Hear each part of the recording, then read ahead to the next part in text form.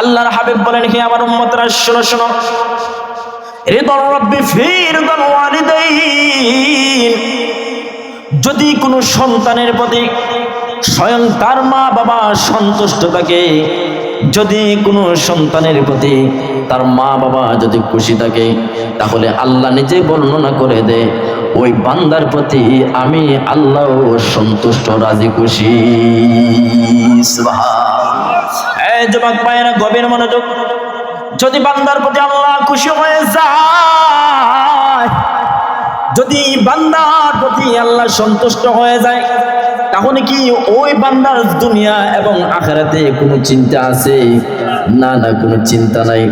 যে বান্দার জন্য আল্লাহ নিজে সন্তুষ্ট খুশি হয়ে যায়, ওই বান্দার জন্য আর কোনো দুনিয়ার জমিনে আখিরাতে কোনো ঘাটের চিন্তার দরকার নাই। এখন যদি আল্লাহকে খুশি রাখতে হয়, আল্লাহকে যদি সন্তুষ্ট রাখতে হয়, তাহলে আমরা প্রমাণ পাইলাম অবশ্যই অবশ্যই মা বাবাকে আমরা সন্তুষ্ট রাখতে হবে, খুশি রাখতে হবে। যদি মা বাবাকে সন্তুষ্ট এবং খুশি রাখতে পারি, আওয়াজে বলতে হবে আপনার আমার প্রতি খুশি থাকবেন কে? যদি মা বাবাকে সন্তুষ্ট খুশি রাখতে পারে, স্বয়ং আল্লাহ আপনার আমার প্রতি খুশি। আমার আল্লাহর হাবিব বলেন, ওয়াসাকাতু রাব্বি ফি সাকাতিল ওয়ালিদাইন, আর যদি তুমি বান্দার প্রতি তোমার মা বাবা অসন্তুষ্ট থাকে, তোমার মা বাবা যদি তোমার প্রতি নারাজ থাকে, তোমার মা বাবা যদি তোমার প্রতি বেজার থাকে, আল্লাহ রাব্বুল আলামিন নিজে ঘোষণা করে দেয়, তাহলে আমি আমার ওই বান্দার প্রতি নারাজ ও সন্তুষ্ট।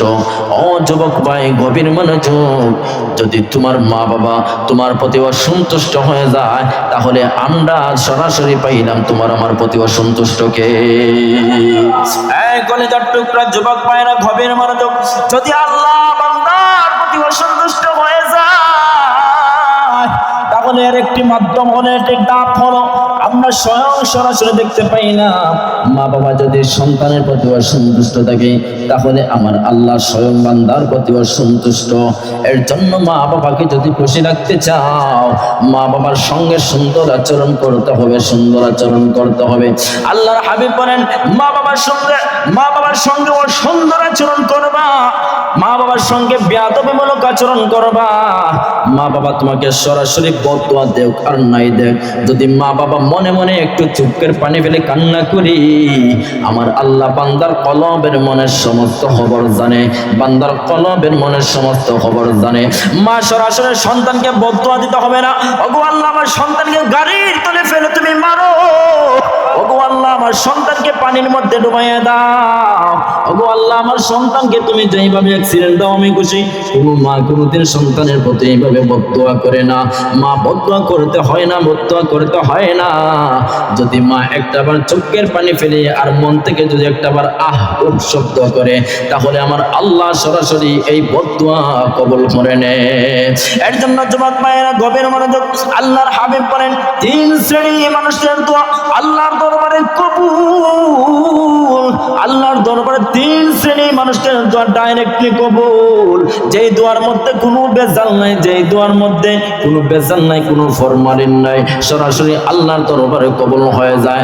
তার মধ্য থেকে এক শ্রেণী হলো যাদের মা বাবা সন্তানের জন্য আল্লাহর কাছে দোয়া করে, আমার আল্লাহ রাব্বুল আলামিন ওই দোয়া সরাসরি কবুল করে নেয়।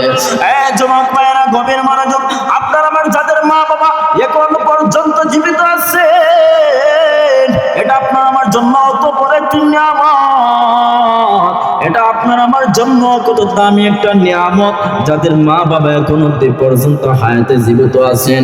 ও যুবক ভাই, তোমার পায়ের মধ্যে আমি হাত রেখে বলি, মা বাবাকে কোনোদিন কষ্ট দিবা না, মা বাবাকে কোনোদিন কষ্ট দিবা না। মা বাবার সঙ্গে যদি রে ভাই বেয়াদবি করে থাকো, তাহলে কোনো সময় আছে মা বাবার কাছে মাপ চেয়ে নাও।